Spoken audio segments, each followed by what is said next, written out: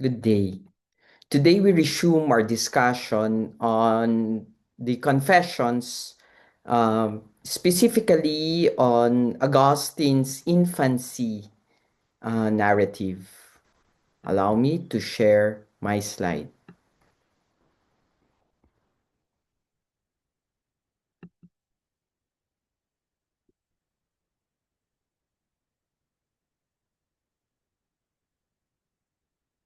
So, Augustine's infancy narrative is actually book one to part two of book one. So, let me begin with something unsettling because Augustine opens his confessions not by telling us what he remembers, but by speaking about a life he cannot remember at all. He begins where memory fails.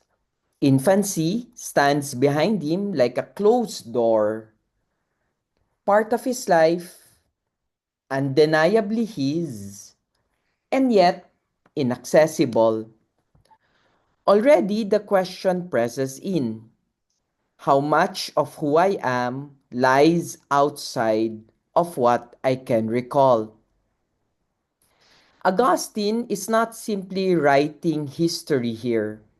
He is standing before God, trying to speak truthfully about himself and discovering that his very beginning escapes him. His life begins before his awareness begins. And so confession begins not in certainty, but in dependence. Dependence on God, dependence on others, dependence on fragments, dependence on trust. With that tension established, Augustine names the problem directly. How can one confess what one cannot remember? How can one confess what one cannot remember?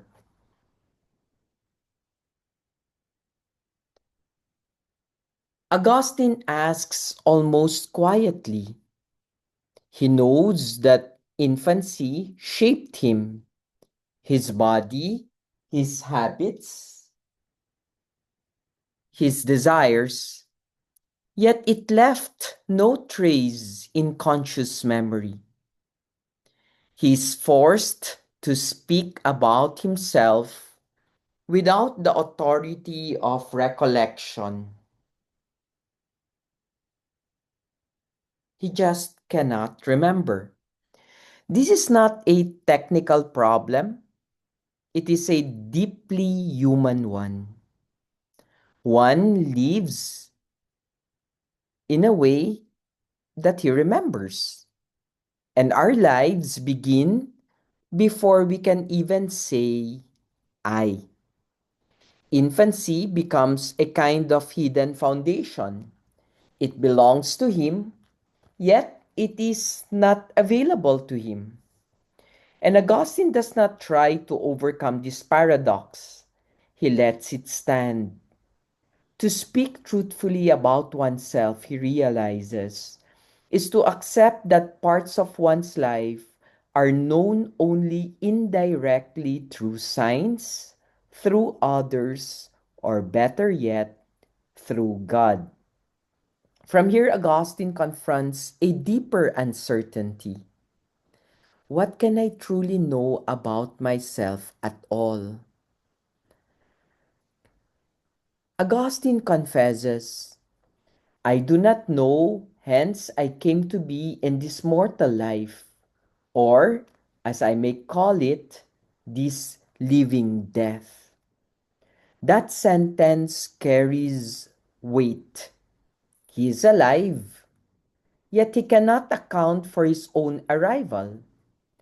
His origin is hidden from him. He must rely on the testimony of others, his parents, his nurses, and on observation of other infants. He believes what he cannot verify. And there is humility here. Augustine admits that much of what he believes about himself rests on trust.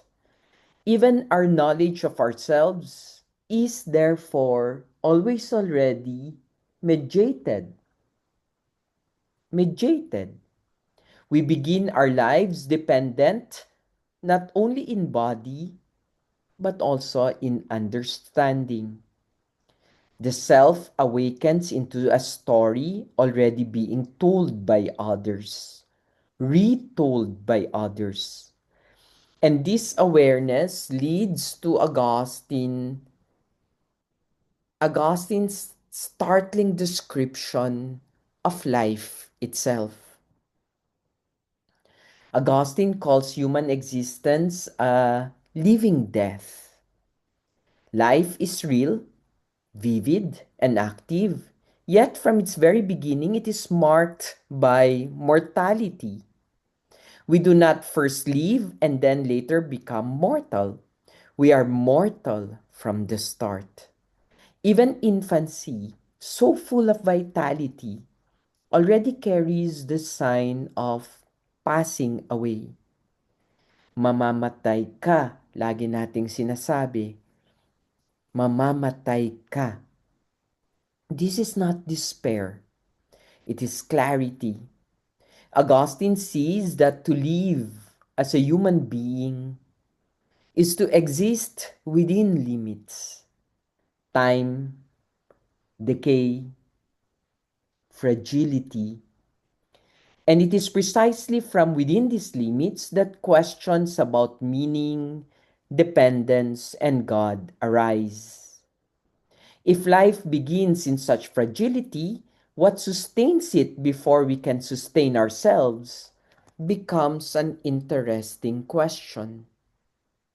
What sustains us before we sustain it ourselves? Augustine writes, "The consolations of your mercies upheld me." Before he could choose, think, or even ask, he was already being held. His survival depended entirely on others, parents, nurses, the rhythms of the body, the order of nature. And Augustine insists that none of these is accidental. God's care reaches him through human hands. Here, Augustine asks us to reconsider dependence. The earliest experience of being human is not autonomy, but reliance. Reliance. Strong reliance, even. Life begins not with control, but with being sustained. And perhaps this is not something we outgrow. Augustine finds a powerful symbol of this dependence in the act of nursing. Augustine reflects on nursing and insists that although milk comes from the mother, it ultimately is from God. The mother gives, but she gives what she herself has received. Hunger is met not by chance, but by a chain of provision reaching back to God. Even instinct, the mother's desire to nourish, is not self originating. In this moment, Augustine reveals how deeply he sees the world as gift. What seems most ordinary becomes meaningful. Life is not sustained in isolation, it is sustained through others, through bodies, through care that precedes understanding. A nourishment As nourishment sustains the body, awareness slowly begins to awaken. And here we see the emergence of consciousness. Augustine describes the earliest stirrings of awareness. First, the satisfaction of bodily needs, then discomfort, then weeping, then smiling. First in sleep, then awake. Slowly, the world begins to take shape. There's no sudden awakening, only gradual emergence. Awareness unfolds piece by piece. And with awareness comes desire. The infant begins to want, to be comforted, to be noticed, to have needs met. Even before language, there is intention. The self does not begin as neutral, it begins reaching outward. But desire meets a barrier, the inability to express itself. And that is where the problem of communication enters in Augustine. Augustine remembers or reconstructs a painful gap. His desires were within him, but adults remained outside. They had no means of entering into my soul, he writes. He moved his limbs, made sounds, cried, but none of these truly matched what he intended. Expression failed to resemble inner life. This moment exposes something enduring about the human condition. Even when we later learn language, the distance between what we feel and what we can express never fully disappears. We are never entirely transparent to one another. When desire cannot be expressed, it does not disappear, it intensifies. And that is why we see a sort of proto tyranny. Augustine describes himself as indignant when others did not obey his wishes. He wanted his desires satisfied immediately. When they were not, he wept, not only from pain, but from frustration. Crying became a way of exerting pressure. Even here, he notices a will already asserting itself. This is not an accusation against infants. We have to pay attention. It is an observation about human nature. The self emerges oriented towards its own needs. Long before responsibility, there is demand. Augustine is beginning to trace the roots of disorder not in action, but in inclination. Since he cannot remember these things directly, take note, Augustine turns again to observation. Augustine admits that other infants taught him more about his own infancy than his nurses ever could. Watching them, he recognizes himself. That is what I was like myself, he writes. Their gestures, frustrations, and cries became reflections of a forgotten self. Here, Augustine reveals something quietly profound. We learn who we are not only by looking inward, but by seeing ourselves in others. Identity is discovered through recognition as much as recollection. Even what we cannot remember still belongs to us. From here, Augustine will confront a startling thought. Infancy itself has passed away. It is, in a sense, dead.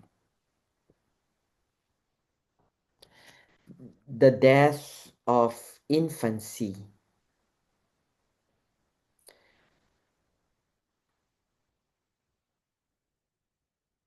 Augustine says something that makes us pause, that makes us think. My infancy is long dead, and I am alive. He does not treat infancy as something quietly folded into adulthood here. He speaks of it as something that has truly passed away, a form of life ended and another replaced it. This raises a difficult question. If that earlier life is gone, in what sense was it me? Or if I'm no longer my infancy, was my infancy still who I am? There's a strange loss here. A part of ourselves gone, technically. A part of Augustine's life existed fully, felt hunger and pleasure and frustration, and then vanished without leaving memory behind. The self survives, but something real has disappeared. Augustine does not resolve this tension. He lets us struggle with it, wrestle with it. This laws presses him to think about time itself and how differently God stands within it. God's eternal present. Augustine turns his gaze upward and outward. Human lives pass, stages come and go, but God does not move from moment to moment. God exists in a single, unchanging now. Augustine says that in God, being and living are not separate. God does not grow, remember, or even forget. These contrasts matters deeply. What disappears for us remains present to God. What we lose to time is not lost altogether. Augustine finds reassurance here. Even if infancy has died for him, it has not vanished from God's sight. God holds every moment that slips through our hands. From eternity, Augustine returns to the question of beginnings. He inquires, how far back, how far back does his life go? Augustine wonders whether there was a time before infancy, life in the womb, perhaps even something before that. Was I anywhere or any sort of person? The questions are honest, even unguarded. He's not asserting theories, he's exposing uncertainty. He reaches backward as far as thought allows and then stops. No one can answer him.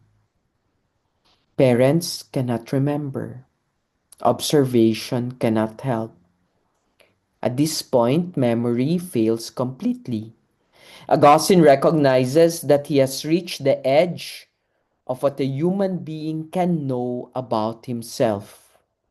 Rather than forcing answers, Augustine accepts these limitations. He admits that some parts of his story will remain forgotten, closed.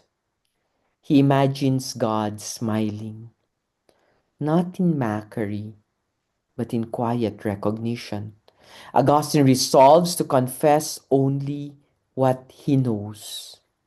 This restraint is important, I think. He refuses to pretend clarity where there is none. Here, Augustine models intellectual honesty. Not knowing becomes part of faithfulness. To stand before God truthfully is not to explain everything, but to acknowledge where explanation fails. Within these limits, one truth remains certain. Life does not originate from itself. Augustine asks, where can an infant come from if not from you, God? The question cuts through all speculation. No being brings itself into existence. To exist at all is to have been given life. And Augustine's reasoning is simple, but it carries great weight. Here, dependence is not weakness, it is reality. Augustine's existence points beyond itself. He is not self made, not self grounded. His very being is a response to an act of giving. This reflection leads Augustine to speak more carefully about who God is. And it is beautifully embedded in the Confessions. Augustine says that in God, the supreme degree of being and the supreme degree of life are one. God does not change. God does not become. God does not lose what once was. Against the constant passing of human life, God stands whole and unmoving. This contrast deepens Augustine's sense of security. While his own life passes through fragile stages, God remains steady. The one who gives life does not suffer its instability. And yet, Augustine admits that such truths exceed understanding. Augustine acknowledges that God's way of existing lies beyond comprehension. Rather than frustration, this becomes a place of joy. He says it's better to delight in finding God beyond understanding than to reduce God to something manageable. Here, Augustine discovers that not knowing is a form of reverence. Mystery does not block devotion, mystery deepens it. God is not diminished by our limits. Our limits protect the truth of who God is. From divine mystery, Augustine returns again to the human condition, specifically the condition of sin. Original sin in infancy. Augustine cites scripture. None is pure from sin before you, not even an infant of 1 day. This is not meant to accuse infants, but to name a condition that precedes choice. Something is already disordered before we begin to act deliberately. Augustine is careful here. Infants are not morally guilty in the same way adults are, but their desires reveal a deeper fracture. Sin for Augustine is not first something that we do. Sin is something we inherit. And this leads Augustine to ask a difficult or even delicate question. Augustine asks whether even infant behavior, crying greedily for milk, might be wrong. He immediately complicates the question. What is acceptable in an infant would be shameful in an adult. The same act changes meaning with maturity. He does not answer definitively. Instead, he leaves the tension unresolved. The question itself does the work. It forces us to think carefully about desire, about responsibility, or better yet, about growth. Here, uh, Augustine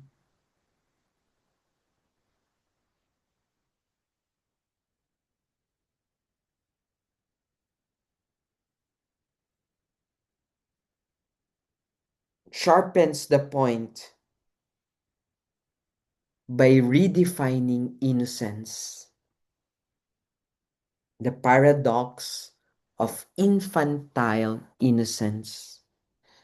Augustine says something unsettling. The feebleness of infant limbs is innocent, not the infant's mind. Infants appear innocent because they lack power, not because their desires are pure. If they had the strength of adults, their impulses might look very different. And this changes comforting assumptions. Innocence, Augustine suggests, is not the absence of disorder, but the absence of ability. True healing, therefore, will require something more than growth. It will require grace. To illustrate this, Augustine offers one of his most vivid observation, the case of infant jealousy. Augustine recounts a scene he says he personally witnessed. A baby, not yet able to speak, watching another infant share its mother's milk. He describes the child as pale with jealousy and bitterness. The details matter at this point. This is not mild discomfort, it is a powerful emotion, fully present before language, before reflection, before explanation. Augustine lingers here because this moment unsettles easy ideas about childhood purity. Jealousy appears before instruction, before imitation, before conscious choice. It emerges as something already there, something that does not need to be taught. The human heart, it seems, begins to steer long before it understands itself. Augustine then notices something else equally troubling, not just the jealousy itself, but how everyone responds to it.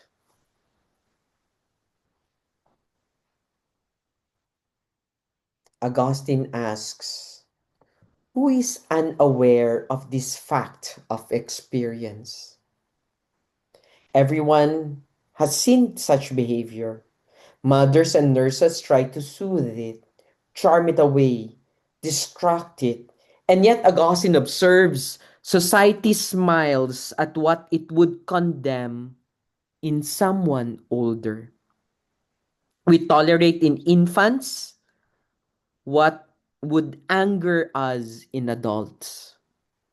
This tolerance reveals something important. We excuse early disorder because we assume it will pass. But Augustine quietly challenges that assumption. Does it pass or does it merely change form? What we call harmless in infancy may be the beginning of patterns that require healing later on. From critique, Augustine turns again toward praise, toward the one who formed the child at all. And so he says, God gives life, body, senses, proportion, coordination. God implants instincts that preserve the whole. Even what seems merely animal reflects a deeper order. Augustine does not deny this order, but he refuses to let it eclipse gratitude.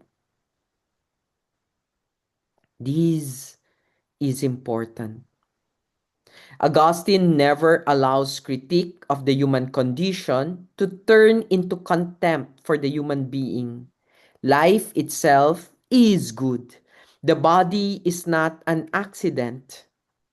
Even fragile beginnings reflect intention, care, and beauty.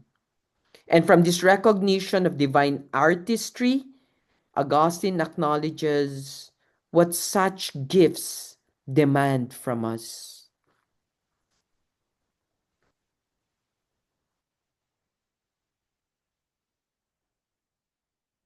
You therefore command me to praise you for that, and to confess to you and to sing to your name most high.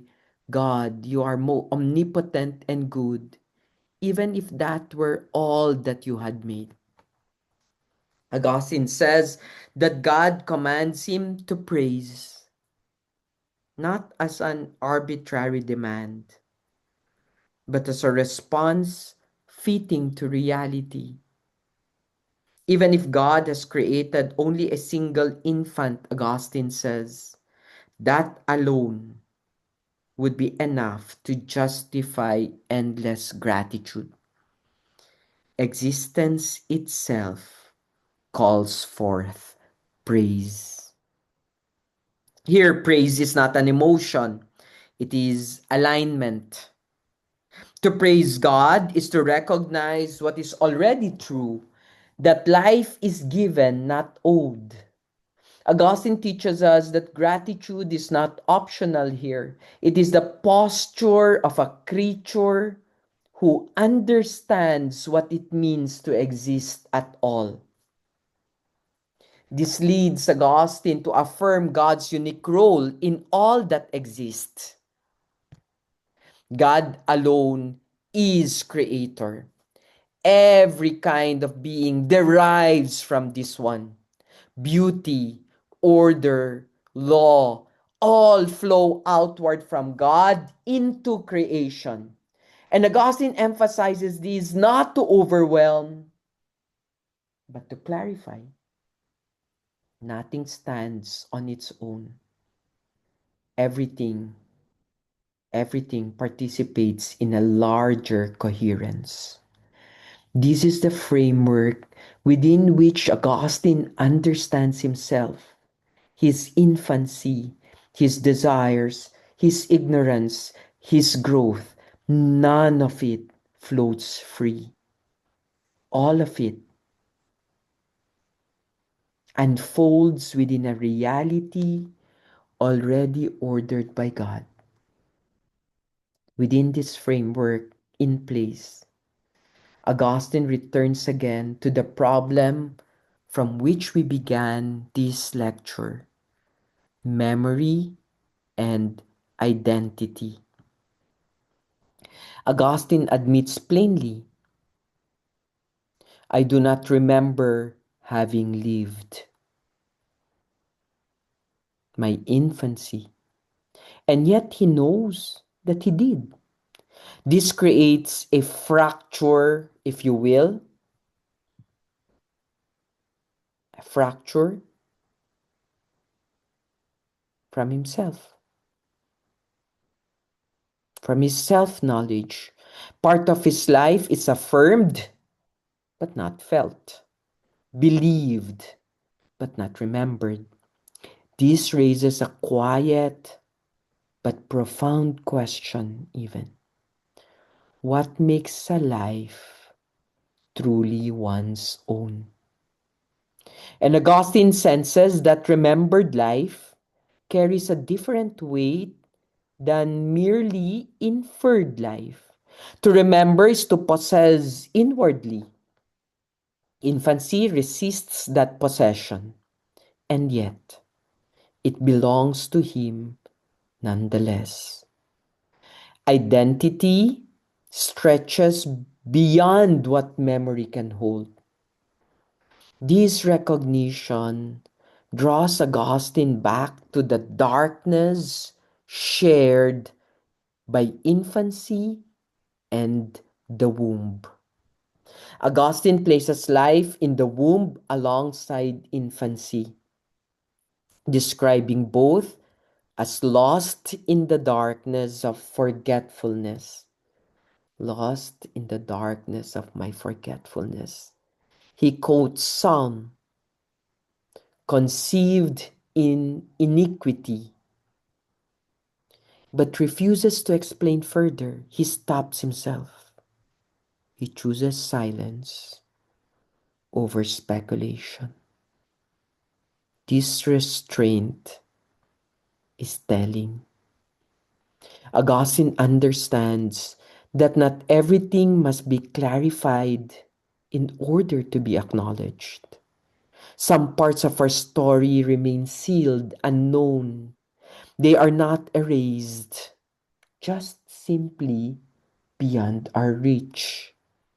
From this darkness, Augustine notices the arrival of a new stage of life, boyhood. Augustine describes the shift carefully. I emerged from infancy into boyhood, or rather, boyhood came upon me. The correction matters. Growth was not chosen. It happened to me. It arrived. Time carried him forward without consultation. This moment reveals a truth we often resist. Much of who we are, much of who we are happens to us. We become before we decide. Life moves and we're carried along. This raises another question. If infancy has ended, where did it go? Augustine asks, infancy did not depart, for it has nowhere to go. The question is haunting. Did it vanish? Does the past still exist somewhere? Or does it simply cease? Augustine does not resolve this mystery. He leaves us with the unease. Parts of our life genuinely end. They do not remain alongside us. And yet, They shape us irreversibly. The past both disappears and endures. From this puzzle about time and laws, Augustine turns to something that bridges stages of life: language. Language. Augustine recalls that language was not formally taught. No one sat him down and explained words. Instead, he learned by watching, listening, associating sounds with things. We see this at the beginning of the philosophical investigations of Ludwig Wittgenstein. He quoted Augustine there. In understanding, says Augustine, just slowly gathered, meaning emerged through repetition and memory. He attributes this capacity ultimately to God, the ability to learn language, to grasp meaning, to express desire. It was given before it was used. Language marks a turning point.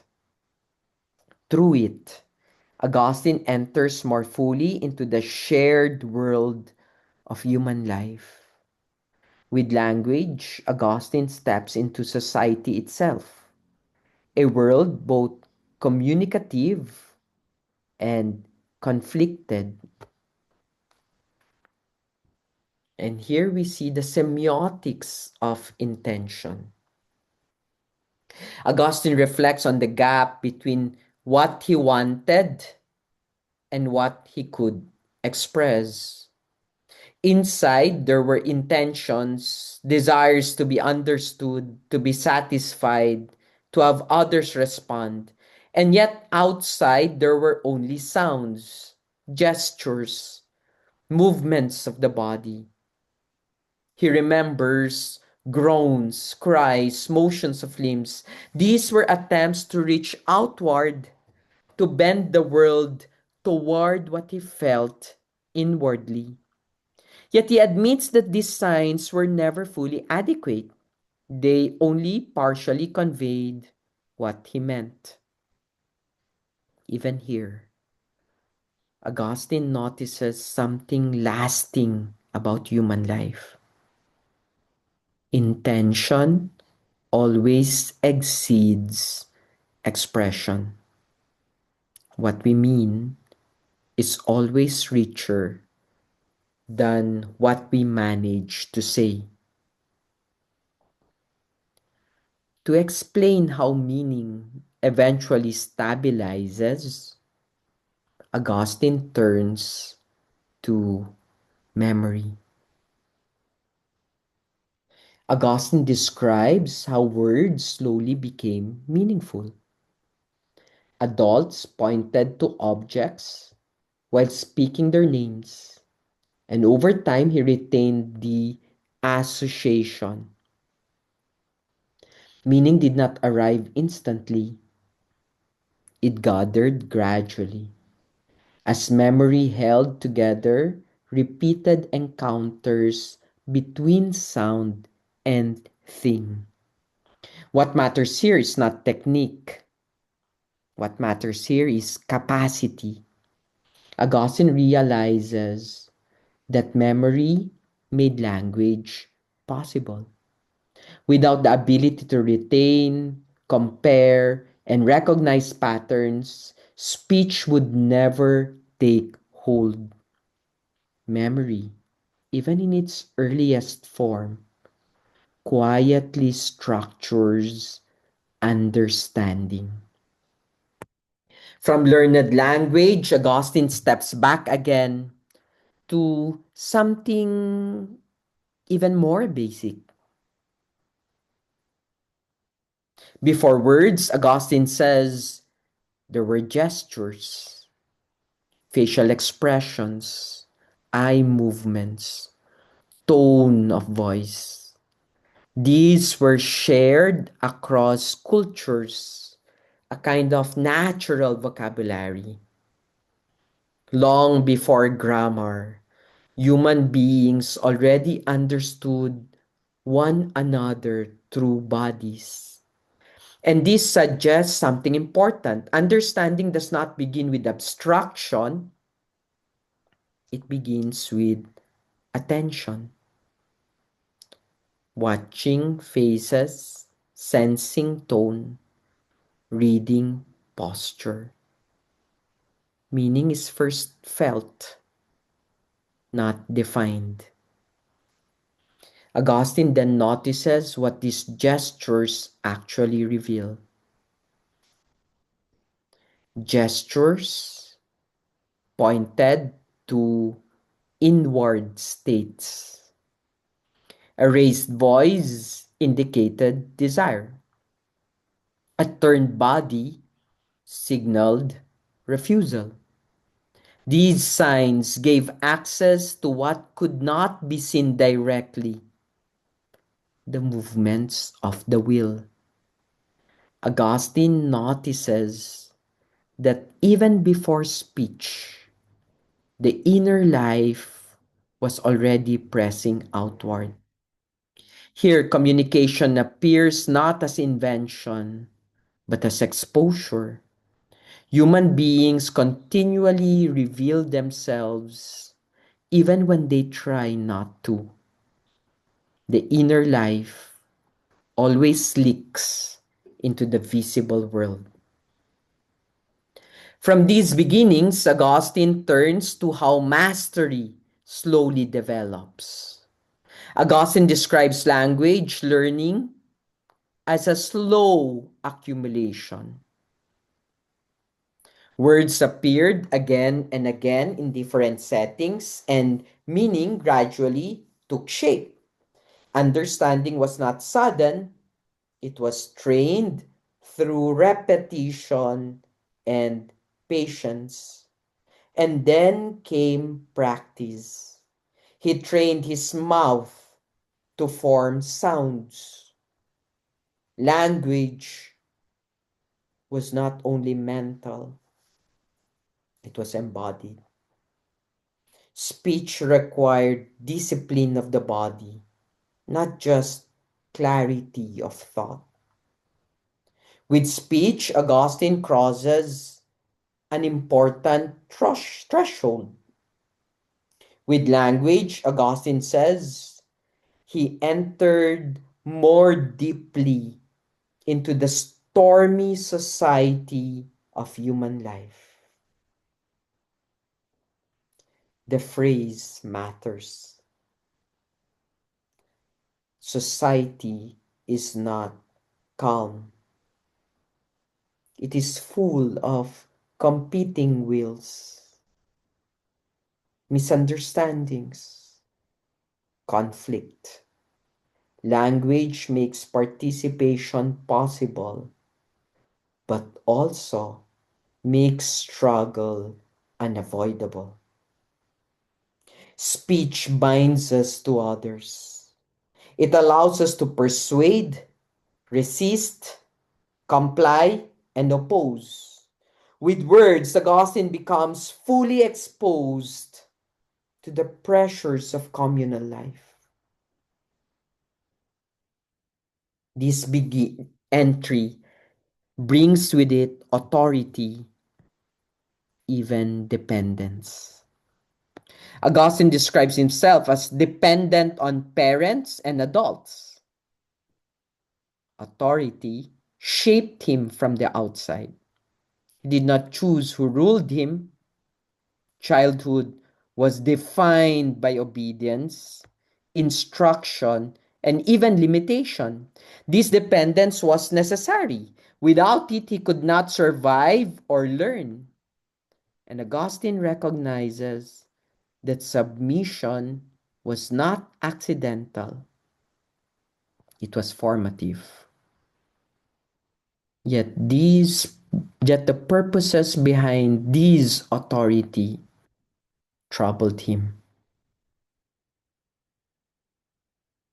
Augustine recalls being told that obedience and study were moral duties because they would lead to success. Education was framed as a pathway to honor and wealth. Learning was instrumental, not reflective. Looking back, Augustine recognizes the deception. What was presented as virtue served ambition. The values shaping him were not neutral. They trained desire toward worldly recognition. This ideology was enforced with pain. And that's the reason why there was corporeal punishment. Augustine remembers being beaten for indolence. Physical punishment was accepted, even praised. Adults approved it. Tradition justified it.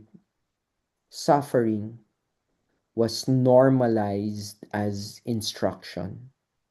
Augustine situates this within a larger story of toil and sorrow inherited by humanity. Pain became part of formation, passed down unquestioned.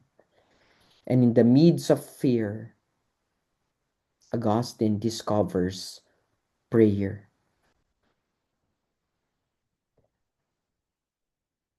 Augustine says his first understanding of God came from watching others pray.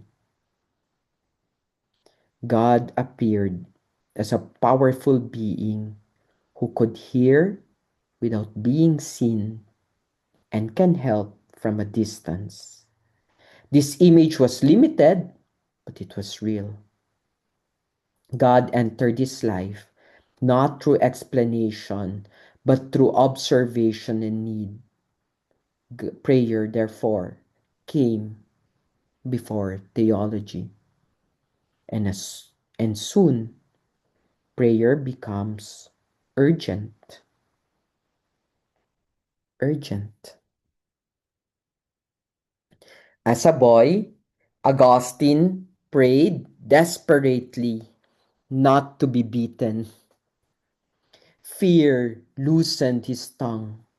Emotion drove him to God. Prayer emerged not from devotion, but from terror. Yet this prayer was sincere. It revealed something lasting. People often turned towards God not in calm reflection, but when pain presses them beyond themselves. And Augustine reflects on what happened when the prayer was not answered.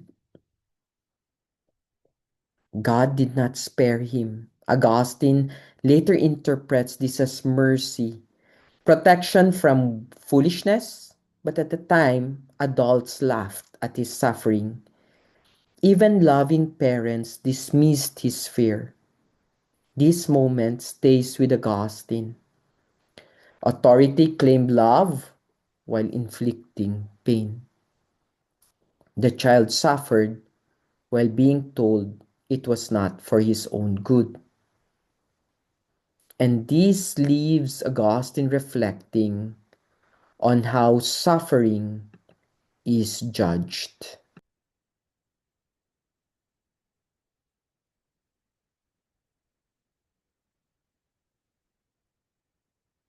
So, how do we judge suffering? What felt unbearable to the child was trivial to adults. Pain was minimized by distance. Augustine does not fully side with either perspective. He holds the tension. Suffering is real to the one who bears it. Time does not erase that truth. This leads Augustine to consider ideals of indifference. Augustine imagines someone so united to God that torture means little. He wonders whether such indifference is truly love. Can one dismiss pain while caring for those who suffer? The question lingers. Is detachment strength or distance? Augustine draws a troubling comparison. He compares the philosopher indifferent to pain with parents laughing at a terrified child. Both claim love. Both stand unmoved by fear they do not share. The comparison unsettles him. Love that cannot feel another's fear risks becoming cold. From this, Augustine reflects again on childhood fault. Augustine admits he neglected study not from inability, but from the desire to play. Fear did not erase fault. Responsibility was already present, even if limited. Here, Augustine accepts accountability without denying pressure. Both coexist, and this leads to a really sharp critique. Adults punish children for playing games when calling their own games business. Augustine exposes the irony. Adult seriousness is simply sanctioned by play or sanctioned play. Authority disguises preference as necessity. And the hypocrisy, says Augustine, just deepens. Teachers punish children for jealousy while displaying the same emotions themselves. Augustine sees this clearly. Power, not virtue, is justified punishment. The child learns submission, not goodness. And here, Augustine confesses his own fault. Augustine admits disobedience. Disobedience not for noble reasons, but from love of play and the pride of winning.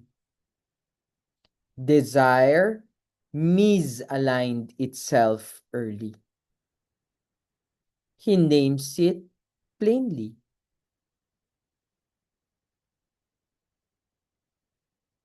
He confesses it honestly.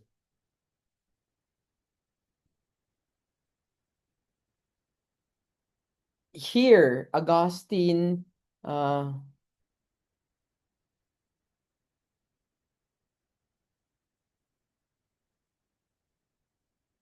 Augustine speaks again of God as creator and orderer. He insists that God creates nature, but only orders sin.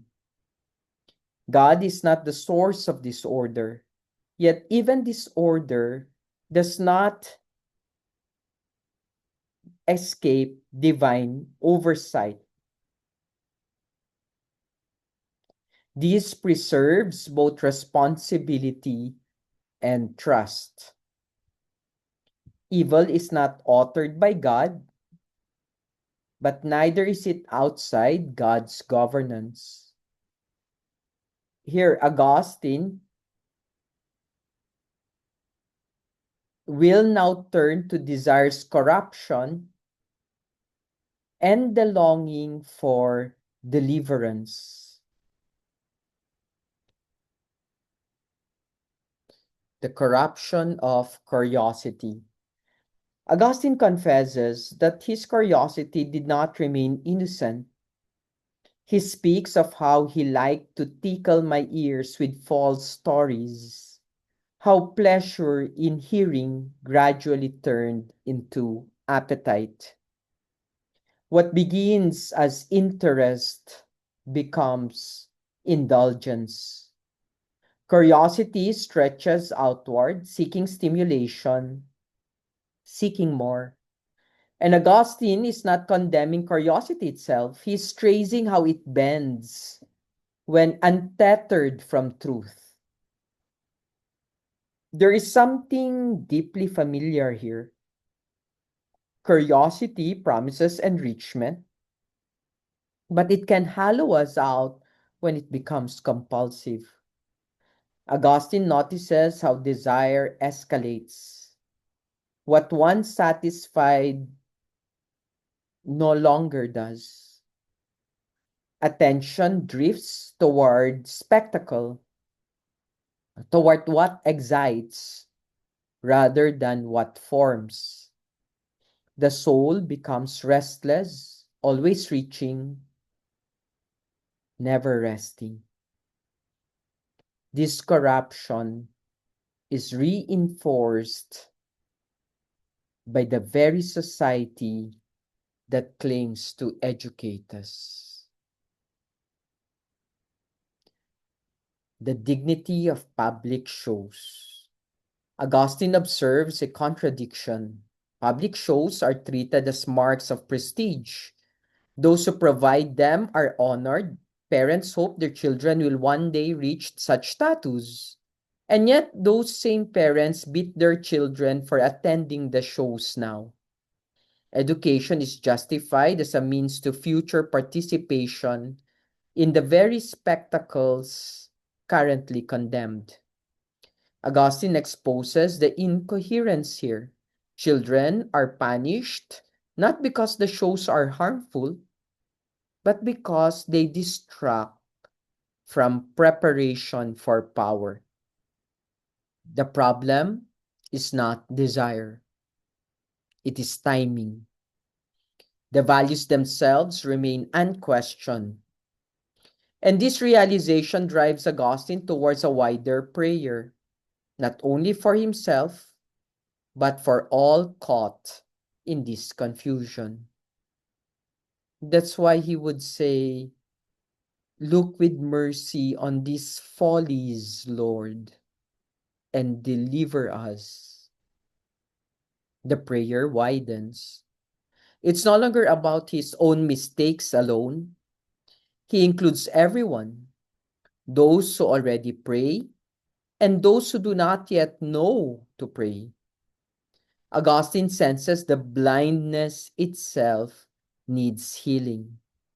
Here, prayer is not escape, it is awakening. To pray is to recognize captivity, and Augustine understands that deliverance begins not with strength but with awareness. And even that awareness is given. From this prayer, Augustine recalls the earliest signs that he belonged to God at all. Sign of the cross and the catechumenate. Augustine remembers that from infancy was marked with the sign of the cross and seasoned with salt. He belonged to the Christian community before he understood what that meant. Identity preceded comprehension. Faith arrived as inheritance before it became conviction. This is significant. Augustine was shaped by a promise he did not yet grasp. His life unfolded under a sign that awaited fulfillment. Belonging came first. Understanding would come later, or later, if at all. That belonging becomes urgent during a moment of crisis. And he recalls a sudden illness that nearly killed him. Fever, pressure on the chest, the sense of approaching death. In that moment, he begged for baptism with intense desire. Faith sharpened under the threat of disappearance. The nearness of death clarified what mattered. And his mother, Monica, is frantic. She prepares for his baptism, laboring for his eternal life as she once labored for his physical birth. And then, suddenly, he recovers. Life continues. Baptism is postponed. The moment passes, but the tension remains. Augustine now examines the reasoning behind this delay. Augustine explains the logic. Baptism cleanses his sin completely, but sins committed afterwards are more dangerous. Better then to delay baptism until after the years most likely to soil the soul. Baptism becomes protection, postponed, reserved for safety at the end. Augustine reports this reasoning carefully, but uneasily. Something about it troubles him. It treats grace as fragile, as something easily ruined, rather than as a source of transformation. This unease deepens when Augustine reflects on fatherhood, human and divine, paternal and divine fatherhood. Augustine recalls that his earthly father did not prevent him from following his mother's devotion, though he himself did not yet believe. Monica worked tirelessly to convince Augustine that God, not Patricius, was his true father. Authority was contested, identity was negotiated. Monica obeyed her husband outwardly, yet inwardly she obeyed God. Augustine sees this now as a complex faithfulness, submission without surrender, patience without compromise. From this tension, Augustine voices a lingering question. Was Augustine asked God directly, was this delay your will? Was postponing baptism truly for his good? Or did it expose him to greater harm? He wonders whether restraint on sin were loosened rather than strengthened. The question is obviously not rhetorical. Augustine is unsure. He stands between inherited practice and lived consequence, questioning whether wisdom or fear guided the decision. To sharpen the issue, he offers an analogy. Augustine compares delayed baptism to delaying medical treatment. No one says, let him wound himself more, he is not yet cured. Healing is not postponed to avoid future inquiry. Why then delay spiritual healing? The analogy exposes the contradiction. Protection becomes risk, caution becomes exposure. Augustine lets the logic speak for itself.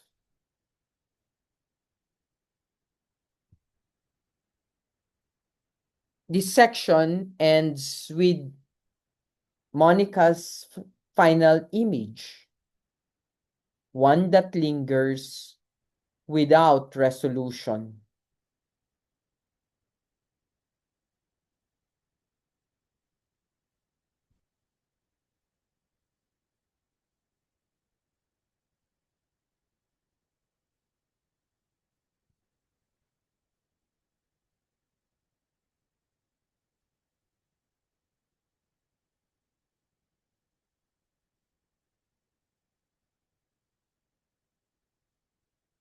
Monica believed it was better to expose unformed clay to danger than a finished image.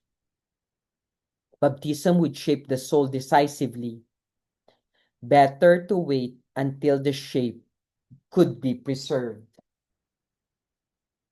Augustine records this without final judgment. He understands her fear, respects her fear,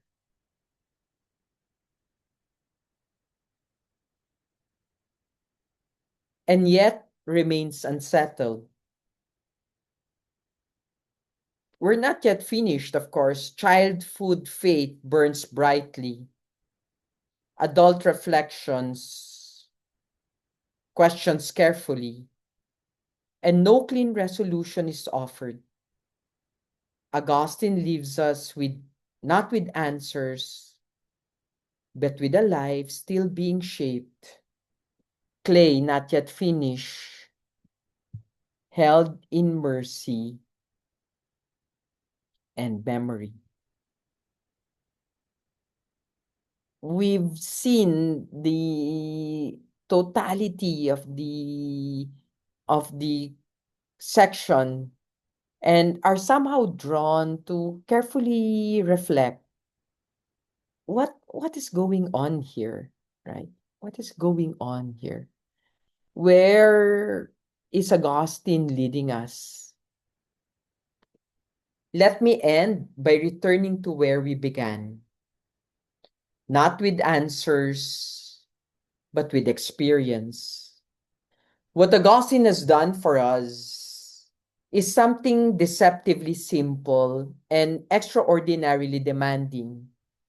He has taught us to stay with what it is like to be human, not in abstraction, not in doctrine first, but in hunger, in crying, in forgetting, in fear, in longing, in being carried by others before we could even ask to be carried. He begins before memory, and in so doing, he forces us to confront a truth we rarely acknowledge. Our lives begin before our awareness begins. We are shaped before we can speak. We are claimed before we can consent. Our earliest experiences, dependence, frustration, desire, pleasure, do not disappear simply because we cannot recall them. They sink into us. They become part of how the world feels. Through this journey, Augustine never lets us escape into distance. He does not allow us to stand outside of our own lives as spectators. Instead, he keeps drawing our attention back to how life shows itself. The body that needs milk, the voice that cannot yet speak, the will that already wants, the fear that drives prayer, the pain that feels unbearable when you are small. These are not side notes. They are the very texture of existence. And notice how time itself becomes a problem. Infancy passes, boyhood arrives. One stage ends, another takes its place. Something real disappears and yet remain. Augustine does not smooth this over. He lets the unease remain. Who am I? If parts of my life have genuinely vanished, what does it mean to say I live the life I cannot remember? Here, identity is no longer a neat line. It is a fragile continuity held together by something other than memory. That something is not certainty, it is trust. Trust in testimony, trust in others, trust ultimately in God who remembers what we cannot, who holds together what time tears apart. Augustine never claims to stand above his life and explain it. He stands within it. exposed to its limits. Even when Augustine speaks of sin, he does not do so from the position of moral superiority. He watches jealousy in infants. He recognizes desire before discipline. He confesses pride before reflection. Sin here is not first a violation of rules, but a distortion of love, a misalignment of desire, something felt before it is understood. And because it is felt, it cannot be healed by instruction alone. That is why grace matters so much in this text, not as a concept, but as an experience that precedes us. Augustine was sustained before he knew it, marked before he understood it, drawn toward God before he could name God. His first prayers were not noble, they were desperate, but they were real. They emerge from fear, from vulnerability, from the raw need to be spared pain. Augustine does not despise this, he recognizes it as a beginning. And then there's Monica, patient, anxious, faithful, holding together love and fear, prudence and hope. Her decision to delay baptism remains unresolved. Augustine does not close the question, he lets it remain open, just as life so often remains open. Not everything is settled, not everything is clarified. The clay is still being shaped. That perhaps is the most honest ending possible. This lecture does not conclude with resolution. It concludes with attentiveness, with the recognition that to understand the human life is not to master it, but to remain present in it. To its beginnings, we cannot remember. Its desires, we cannot fully justify. Its sufferings, we cannot easily measure. And its hope that persists even when understanding fails. Augustine teaches us how to look at our lives without rushing past them, how to speak truthfully about ourselves without pretending to stand outside time, how to confess not from certainty, but from fidelity to experience. And perhaps that is the final invitation to remain awake to our own lives, to the ways we were carried, to the ways we still depend, and to the quiet truth that even when we forget ourselves, we are not forgotten. Thank you very much for listening.